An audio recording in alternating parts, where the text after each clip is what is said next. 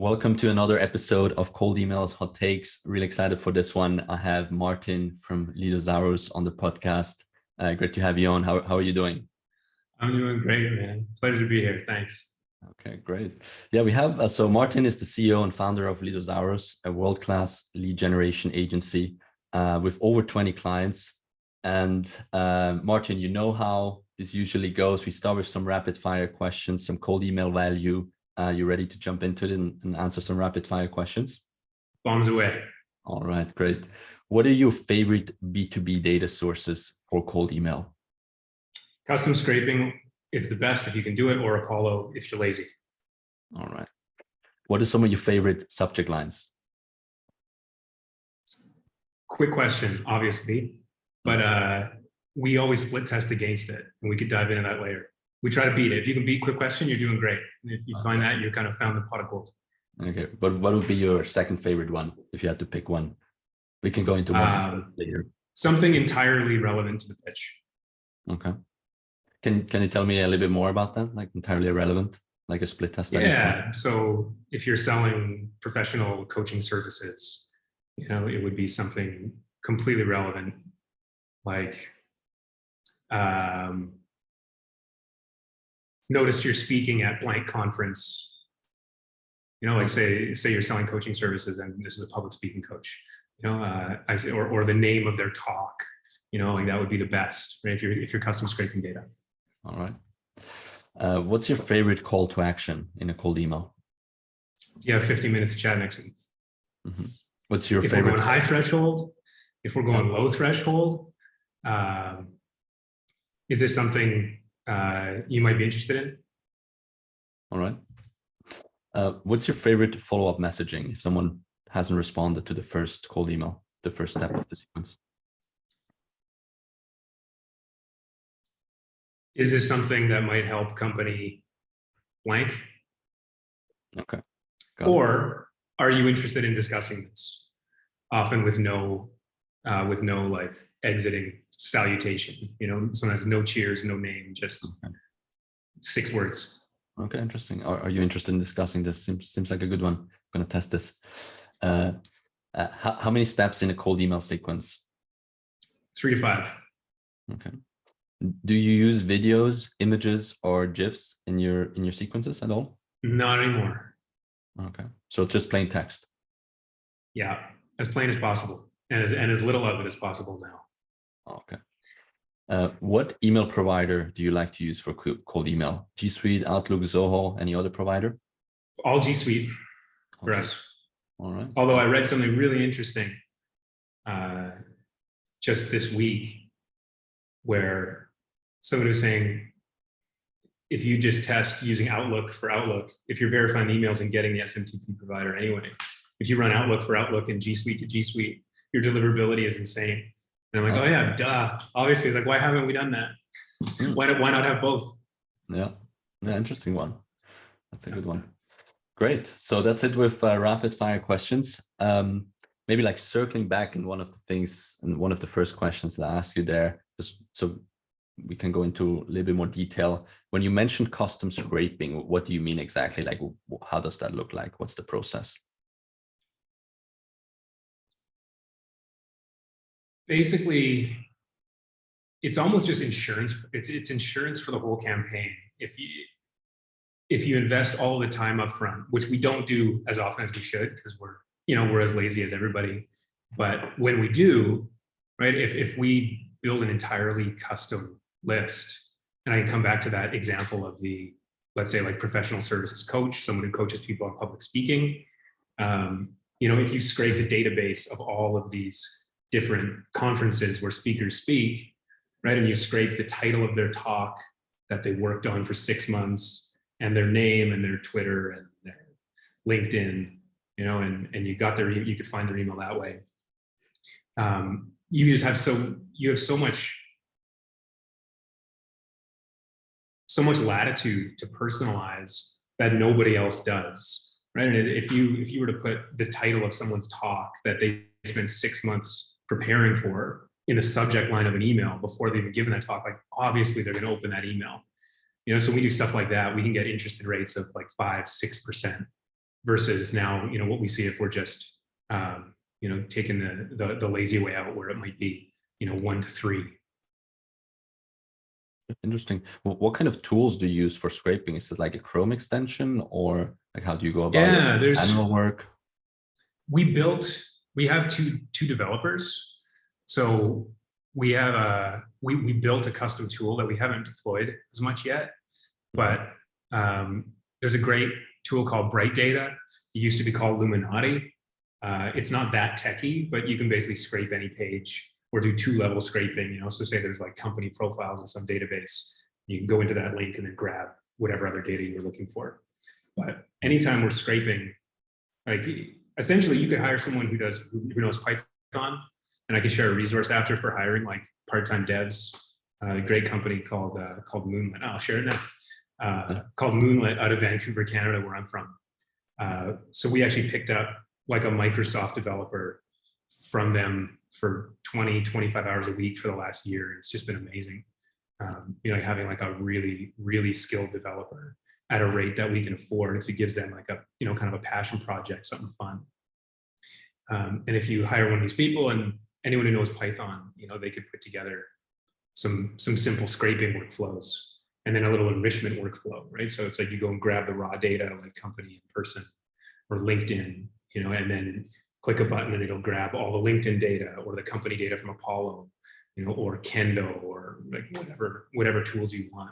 So not only can you get a better yield on the number of emails, like email addresses that you'll get that are valid, but you could also get some racket over there.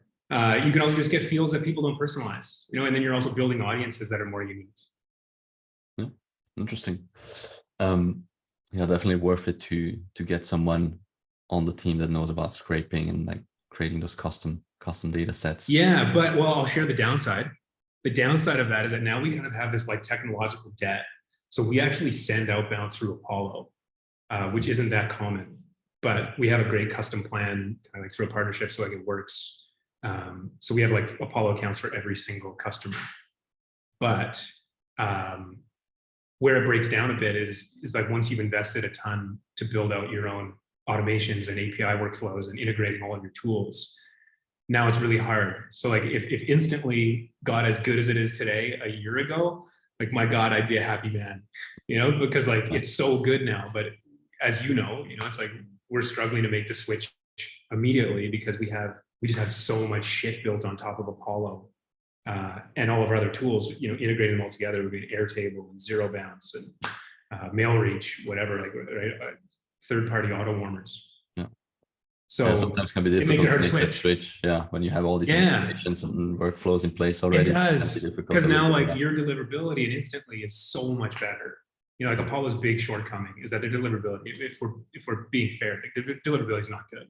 They don't let you put a custom tracking subdomain on the inbox level, only on the entire account level. So you can have one for all your domains and all your inboxes inside the same customer account. Mm-hmm. So it's basically useless. You should have like one. So it hurts deliverability. Yeah. So now it's going to take us a while to switch over to you, but we're working on it. Yeah. That'll take a while, but we're here to support if you need any help with that. I know, and you have been, man. You have been the whole time. I appreciate it. Yeah, great. Okay, good. So let's talk a little bit about copywriting. So sometimes people struggle to come up with some like hard-hitting cold email copy, some bangers. What would you say is a good way or a good creative process or that you and your team go about to create really good copy for yourself or for your clients' campaigns? Yeah, sweet. I actually have a doc that I wrote one time when I felt like I was writing really good copy. Sometimes like you have months where you're like, wow, like this is just this is good. It's coming easy. And I wrote a doc about like how to prep for a great copywriting session. If anybody wants it, they can email me. You can share my email later. Yeah, for sure. But I think essentially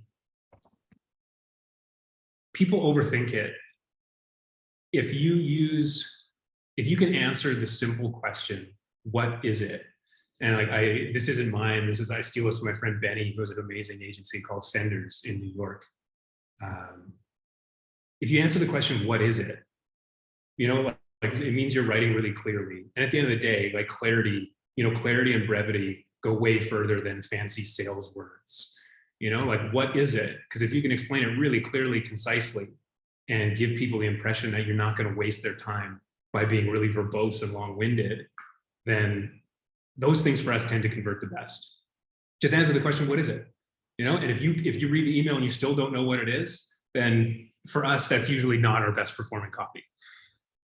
Yeah, good point. Clarity and brevity. That's a good way to put it. Yeah. And then 2 tools I could share. 2 tools that have helped us. One, Mailmeteor's spam word checker. You just copy and paste the data in there, and it just to make sure you don't have any dummy. You know, sometimes we put the word free and stuff just because we're not thinking, or right. So that's great for checking spam words. And then Readable, I think readable.com. There's a free version where you can pay like $7 a month or something like we do, and it'll run it through all of those tests to see like what's the reading, what's the grade level, what's the length of each sentence, what's the length of the paragraphs, are there words that have too many syllables, to just to make sure that you're writing really clearly and concisely. And those things have helped us in the editing phase. Okay, great. Yeah, we use Mailmeteor spam words checker too. It's a useful tool. Like you said, sometimes you forget like free, or like you accidentally mention like guaranteed or whatever. But yeah, that was one of our guys. Triggered some red flags. Yeah, one of our guys named Kai. He follows you guys pretty closely on Twitter and stuff. And he shared that, and it's been a really useful tool. No, okay, great.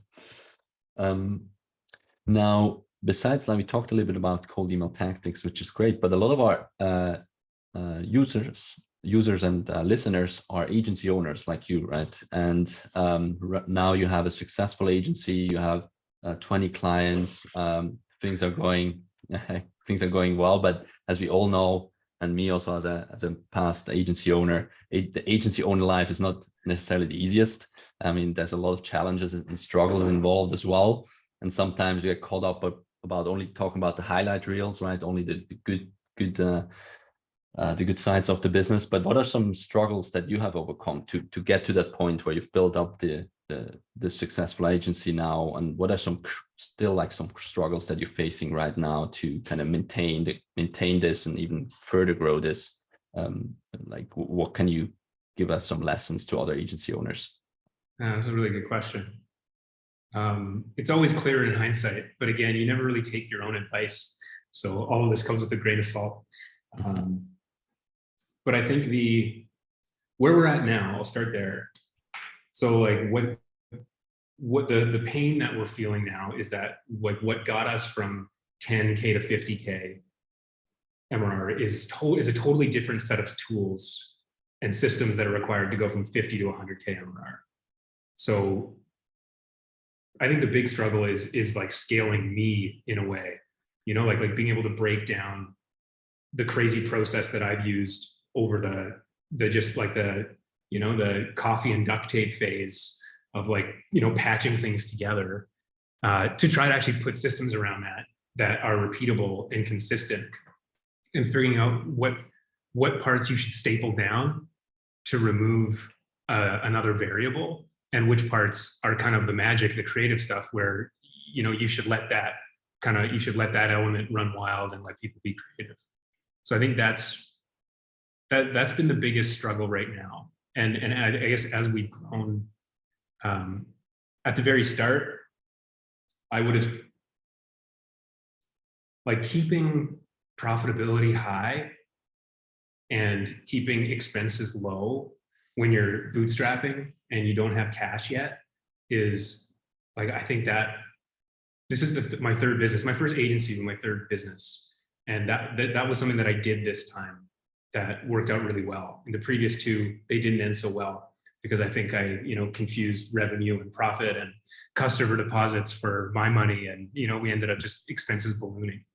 So I think if you can keep profitability really high and not be afraid of having a really high margin business, right? Like if people this should be a high margin business, and I think we can start to feel icky when our margins are 50, 60% net. And you're no, that's the best, that's an amazing, healthy business. And it's not always going to be that way. So when you can get it, take it, because you're going to be really grateful that you have that cash in the bank. So that'd be one, I would say. And then now we're kind of struggling on the other side, where as we've added heads and like senior people who, you know, are really skilled, like our expenses have just ballooned, right? It's like now our break even is double what our revenue used to be. And we don't have the same level of profitability or simplicity that we did, you know, when we were doing 20, 30, 40K a month. You know, now it's like we have to do that much or more to break even. So it makes it a little more, it just kind of changes the game, right? Like you can do less. We were all cost per lead before, which made it really easy to acquire customers. We grew only by referral. We actually just sent our first cold email last week. We sent our very first cold email to sell our services. We've grown strictly by referral this whole time. And I think a lot of that was because we were just paying for interested reply. So it's easy for people to sign on, right? A setup fee, a small monthly fee to maintain their infrastructure, and then just cost per lead. Now we're kind of flipping it because we have so much overhead. We need to be selling retainer-based services. So we can kind of cover our nut and make sure that we have a healthy business too. So we kind of have this mix now. So how do you see, like, what are your plans to scaling further? What are you looking to put in place to get, let's say, past the 100K a month mark or around there? Yeah, well, we want to get there first. And then, like, I think we need to hire just one or two expert all around strategists, you know, people who are good generalists. They can write copy. They know what benchmark stats should look like. They know enough about deliverability, right? They don't have to be excellent in every area, but we need to bring in some talent, you know, like somebody who's great, wants to be world-class, or somebody who's really good, but is totally committed to being great, and, you know, and can own their own development and wants to learn. So I think talent is probably the bottleneck right now, as, you know, because so much of, if you're the founder of the agency, so much of your time as you grow gets sucked into other areas. And it should, right? Like, you shouldn't be working in, well, I don't feel like I should be working in the business as much, because now there's just more important strategic decisions to make. And, you know, thinking about what kind of tools are gonna help us scale our customer facing fulfillment stuff and scale the back end fulfillment tasks. And I think that's where it feels like my time is better spent there, but I'm so stuck managing customer stuff. So like, if you talk about the struggle, like, that's it, right? If it's like, I have tons and tons of meetings still, and I've got to deliver, I got to deliver results for all the customers. So that's going to be it'll be a joyous day for me when I find that person, the first person who can step in, and even just somebody come teach me how to do this. Like, I don't have it all figured out. None of us do. I think that's another big myth that I would tell myself when we're starting out. So like, we tend to like idolize people and kind of like make them a guru because they're a few steps ahead. Like, nobody has any idea, right? It's like, we're all clueless. We're all just floundering around, bumping into walls. We figure it out as we go, and it's just right. It only looks that way. It only looks that way to the outside, but I swear to God, for me, it certainly doesn't feel like that from this side. And I think that's true for everybody. Yeah, definitely. How do you go about, you mentioned talent, you mentioned you already found like some talented people to join your team, you're building out the team. Like, how do you find, find, hire, recruit these people and train them? What's your process look? What does your process look like for that? What I'm testing right now is going on podcasts like this, but being transparent. Yeah, no, we use, if it's VAs overseas, we use a great company called Bruntwork. I'm happy to connect anybody with them. At the start, we also use a lot of freelancers from Upwork and just, manage them that way. But we never hired anyone full-time through Upwork. Like, we haven't eventually brought them in. So if we're looking for full-time hires, we use bruntwork.co to find talent in the Philippines. And that's been great. Otherwise, I kind of end up hiring friends. For better or for worse, that seems to be the way it goes. So of the two devs, We've also used that company called Moonlit to hire one of them, which is great because it's really flexible and you can get like some just incredible talent that can also bring a degree of process that you probably don't have because they've seen process at Microsoft, Apple, Google, where they know what solid process that scales looks like. And they come and look at the shit that we're doing, right? And they're like, hey, like this is, there's a name for this and, it might look like that. So that's been really helpful. But other than that, yeah, I usually just go to my text messages and think of friends who would be a great fit. And then slowly, very slowly over the course of months or years, dangle the carrot in front of them and totally jump ship. Okay, good. So the one is called Grunt Work and the other one is called Moonlit. Yeah, Brunt Work with a B and Moonlit. Okay. Yeah, and I'm happy to connect you with the owners of those if anybody's curious. Okay, great. Yeah. Now, moving on, one of the last questions of the podcast I usually like to ask, if you could, go back in time to your younger self, however many years ago that was, what kind of advice would you impart on them in terms of like mindset, but also maybe like cold email or lead generation? What's something you wish you knew earlier in terms of mindset or tactics? Okay, cold email stuff first, because that's the easy stuff, is more tactical. Mm-hmm. Split test one thing at a time. Take your time building lists on that. Anytime you put it at the front, you get it back in multiples. It's like investing the time at the start with no promise of ROI always seems to work out, even though it's really hard to do. It's advice that I still don't take as often as I wish I did. And also just test yourself. Like you could like do all the testing yourself.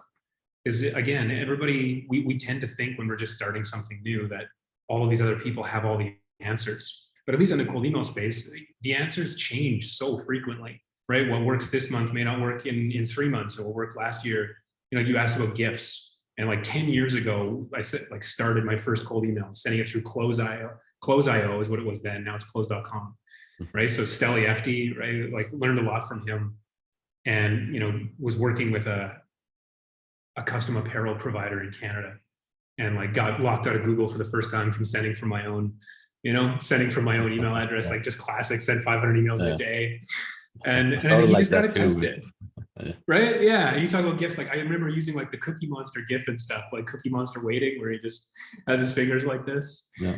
But we don't do any of that stuff anymore. I think things constantly change. So don't be afraid to test it all yourself, because nobody has the answers. But you can go and find your own answers, and then those answers are going to become invalid pretty quick, and you'll have to go find new ones. Yeah, good one. It's a very dynamic space. You have to stay on the cutting edge, and a lot of the big insights are just from split testing stuff yourself. I mean, obviously you can learn from outside sources, but like the in-house split tests are where some of the nuggets are. And then, okay, I'll give you a couple for the entrepreneurship side. I think it's a long game, and it's basically just about survival, like staying alive, because you can't lose if you never give up. And it's if you can just stay in the game long enough, eventually something always works. You can't say when that is, but it can certainly be a struggle, and the highs and lows are really high and really low when you're doing it alone.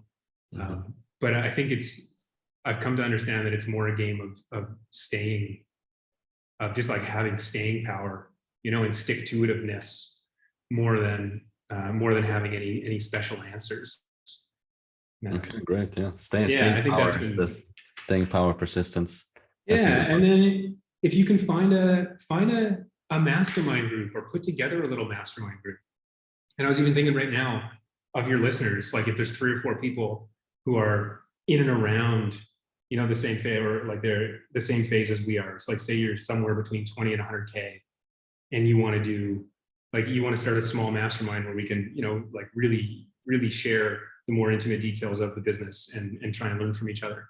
That stuff's been really helpful. I joined a group called EO, Entrepreneurs Organization, a few years ago, maybe 4 or 5 years ago, and that you get put in a forum, where you can really, like, it's a completely confidential environment, kind of like your little business cult.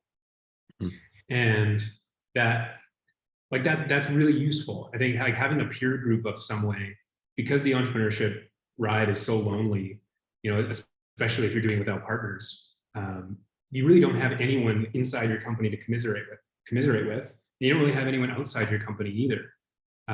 So I think if you do want to be able to ride it out, you realize that the pains and the highs and lows that you feel aren't unique to you at all. Every entrepreneur feels them. And if you get a small group of 4 to 6 of those people, and you can meet once a month for a couple hours and chat about it, I think you just realize that, you're struggling alone inside your company, but everybody's going through the same thing. A lot of people have gone through it, so they can share some experience and maybe help you see a different way out. Okay, great. Yeah, like setting up some like group chats, even like something informal can help you out. Because like you said, from the outside looking in, everything looks perfect, but there's always the chaos, the struggle that's behind the scenes. Exactly. Yeah, like to me, instantly looks perfect. Only other entrepreneurs can relate, yeah. right? yeah, it's like Instantly's UI is like so clean. You guys make changes so fast. Yeah. It really is beautiful to me, and I'm like, wow, like this guy's like, they really got it figured out. But like, I know that can't be true. You've got a lot of things figured out, but there's a lot of things on your list that you're still trying to figure out. Exactly. Yeah. Sure. The to-do list is very long. There's always stuff happening every day. So you need to, like only other entrepreneurs, right, can really understand what's it like to really scale up a business. And then I would just tell myself to relax, like relax and enjoy it. Because like everything, like you look back, and if you weren't present for it, you kind of wish that you paid a little more attention. Because like those actually were really good days, even when they're hard. Like they were really, they were really fun and challenging and meaningful. And if we just relax a little bit and try to enjoy it instead of always striving for the next thing and the next thing and the next thing, you don't really get to enjoy it on the way. So I think I'd probably tell myself to take a breath and look around and enjoy it. Yeah, good point. Good final words also. To give people on the way to their journey as they're scaling up their cold email campaigns, they're scaling up the agency. Thanks, Martin. Thanks for being on this podcast, for sharing the lessons, for sharing the value. I really appreciate your time. For people who want to connect with you or just learn more or connect, where can they find you? How can they reach out to you? And awesome. Cold email me. My email is martin.adey, just like it says there, at leadosaurus.com. You can drop it in the show notes or something if you want. Just send me an email. I have a Twitter account, but I just don't use it. I got like 6 followers. And I live a pretty private life, so I'm still, I still struggle with the idea of even really using social media for my own benefit. But drop me a cold email if you're interested if you think you might be a fit, if you think like we would get along and you want to, we might be a values fit and you want to come think about joining our team, please drop me an email. If you think, if you're somewhere in like the 10 to 20K range or 10 to 30K range and you might want to sell and you want to get acquired and maybe join our team, we'd be open to that too. We're kind of thinking about growth by acquisition now. Or if you just want any resources or you just want to say hi, you want to start a little mastermind, or you just want to test one of your scripts, send me a cold email and, I read them. I may not respond to them, but I'll read them. I love getting cold emails. I read every one of them. So just fire me a note. And if it's good, we'll chat. Okay, great. Yeah, guys, check out Martin's stuff. I'll add links in the description too, or his contact. And yeah, if you enjoyed this video, guys, give it a thumbs up. Martin, thanks for your time, and I'll talk to you soon. Yeah, Nils, thank you for your time, man. I love what you guys are doing, and I really appreciate you having me on. Take care. Thank you. Talk soon. Bye-bye. See you, man.